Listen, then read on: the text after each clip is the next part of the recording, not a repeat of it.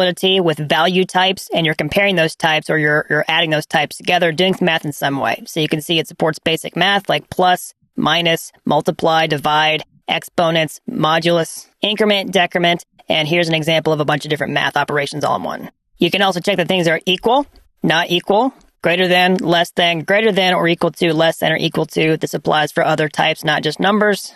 And you have all the other standard logical operators like and, making sure that both things are true, or that either one of these is true, or not, to check that something is not true. And you can use these operators most commonly inside of conditionals to create if-else statements. So you can see an example like this. If this is true, then return this, else return this, okay? You can see it like this. If something is true, return this, and then, you don't have an else condition here.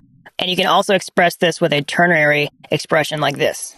So Solidity supports arrays, which are just sorted lists of information. You can declare an array like this by giving it the data type, okay? And then you can, declare it in line just like this. You can also initialize an array without a specific size. You can initialize it with a specific size, like this is an example of an unsigned integer array with 10 zeros just starting out. You can see an array of strings just like this. And you can also do things like read from arrays and manipulate them from inside of functions with the normal functions like reading, just like this. This just gets the value out of a given index. There's zero-based index, just like most other programming languages. You can get the length of an array like this.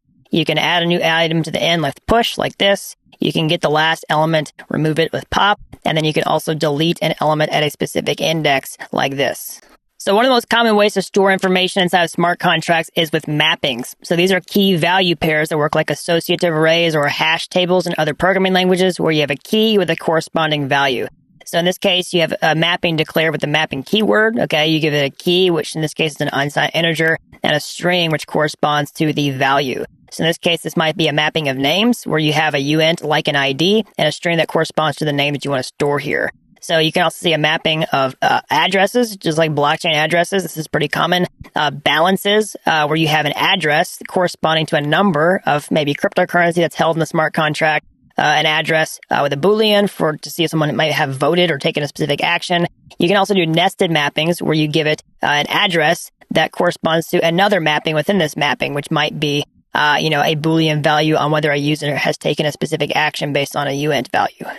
And then you can access and manipulate mappings inside and outside the smart contract like this. So public will give you a reader function where you can fetch a value from a mapping by passing in a key as the ID. Okay, you can see an example of a mapping read inside of a function like this simply by passing in the value of the key, and then setting the value by passing in the key and then assigning a new value like this, and then also removing an item from the mapping by passing in the ID and then calling delete.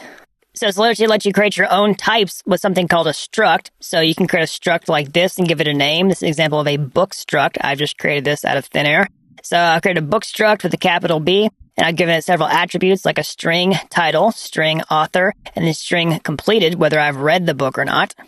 And then here I can use that struct inside an application like this. Here's an array of books in my collection. Okay, I can add a new book to the collection like this. I can create a new book like this, saying book, then passing in title, author, and saying false that I haven't read it yet. I can push it to the array just like this. And then I can get the book from the array like this. I just get book storage book, and then I return the attributes of the book from this function.